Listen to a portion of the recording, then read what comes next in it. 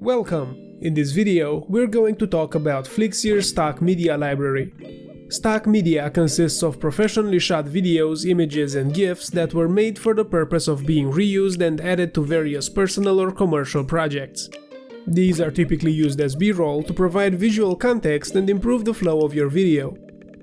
There are many different libraries you can browse in order to find stock media for your projects. These clips and images can then be downloaded and used either for free or at a cost. As an example, imagine you're making a video about the history of Venice. You might want to include some wide-angle shots of the city or a time-lapse of the gondolas floating by on the canals. Going over to Venice to get the footage yourself would be very expensive, not to mention incredibly time-consuming. The more efficient option would be to go to a stock footage website such as Pexels, search for Venice, and choose one of the many clips they provide instead. Same goes for images. Let's say you're making a marketing video and need a still shot of the sun setting.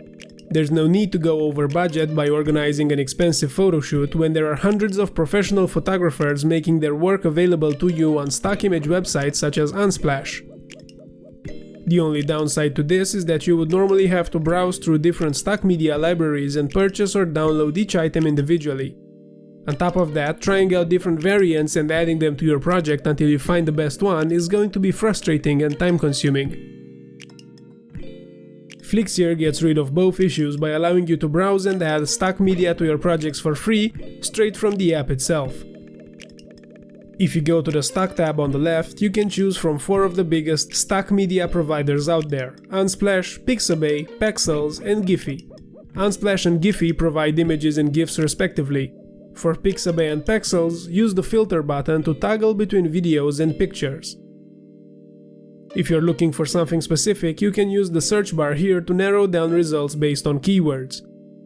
The asset preview window on the right lets you preview stock videos before adding them to your project.